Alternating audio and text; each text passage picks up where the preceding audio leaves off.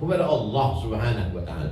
Kalau sudah tidak ada lagi manusia ini yang bersedia untuk mendengar kita, berbisiklah ke tanah, makhluk langit akan mengaminkan doa-doa. Bukan dapat saya dari hadis, dari grup WhatsApp. Berbisiklah ke tanah supaya makhluk-makhluk langit mengaminkan doa-doa. Yastaghfir lahu man fis samawati wal ard. Ada makhluk langit yang memintakan ampunan kepada engkau, kepada Allah untuk engkau. Dan begitu juga dengan makhluk bumi. Untuk siapa? Untuk orang yang ridha. Kemudian ridhonya itu menjadi inspirasi dan dia mengajarkan kebaikan buat orang banyak. Tapi saya sejujurnya Mas Roni, untuk ceramah tentang bagaimana umat ke depan, bagaimana politik Islam, itu saya lebih suka daripada diajak ceramah tentang ridho. Karena biasanya ujiannya cash and carry. Ujiannya biasanya datang.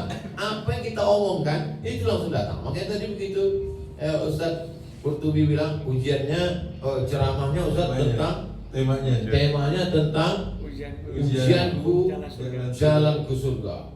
Ini nampaknya udah betul. Tapi kalau saya katakan ujian Ustadz Somad ke tempat acara ini adalah macet, ujian kami lebih besar Pak Ustadz. Kenapa? Nunggu Ustadz sampai jam dalam undangan jam 9. Ustadz datang jam 11. Lebih hebat ujian kami. Saya tahu dari tatapan mata Bapak Ibu. Ujian Bapak Ibu sungguh berat dalam hidup ini. Jadi yang meringankan itu apa? Yang meringankan itu adalah pertama, pemahaman kita tentang kehendak Allah.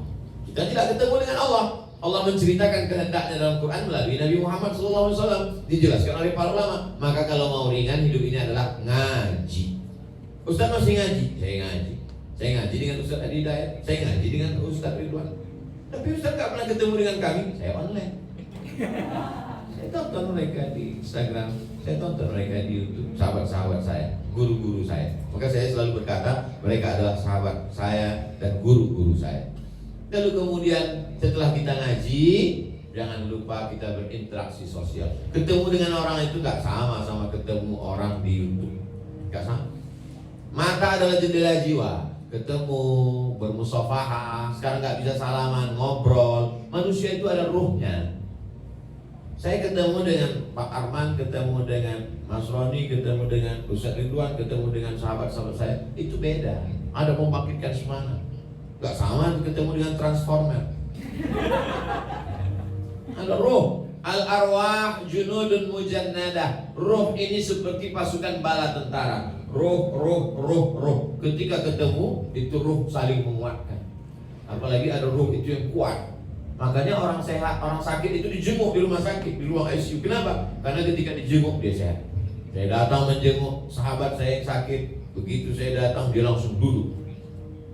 Apa kata istrinya? Selama ini dia hanya terbaring aja Pak Ustaz. Begitu Ustaz datang dia langsung duduk.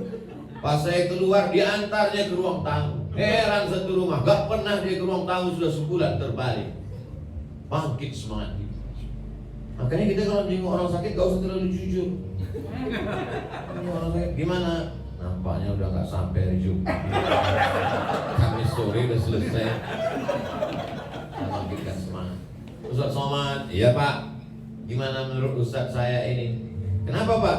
Divonis dokter saya katanya meninggal. Dokter itu lebih dulu meninggal Pak. Allah Maha Kuasa. Bangkitkan semangat hidupnya.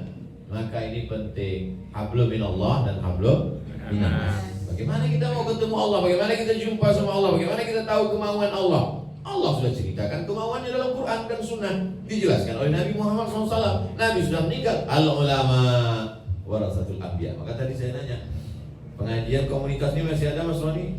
Masih Ustaz. Tapi karena kita pandemi nggak bisa. Online mesti dibuat. Ustaz Ron, Ustaz kita, maka ini semua. Karena kalau tidak, kita akan putus kontak dengan Allah Subhanahu wa ta'ala. Setelah kita tahu kemauan Allah, maka jangan sampai putus kontak dengan Allah melalui zikir. Wa ana ma'ahu idza dzakarani. Aku selamanya bersama dia selama dia mengingat aku. Fadhkuruni adzkurkum. Sebutlah aku, ingatlah aku, maka aku pun akan mengingatmu, aku pun akan menyebutmu. Tadi sedang makan, masuk WA dari Sudan. Tuh, aku mimpi Ustadz sudah 3 kali dalam bulan. Laki-laki. Perlu dipertegas kalau sekarang ini. Aku mimpi Ustadz sudah 3 kali dalam bulan. Nama dia beberapa hari ini kami sebut karena ada kawan yang memang mau daftar S3 ke sini.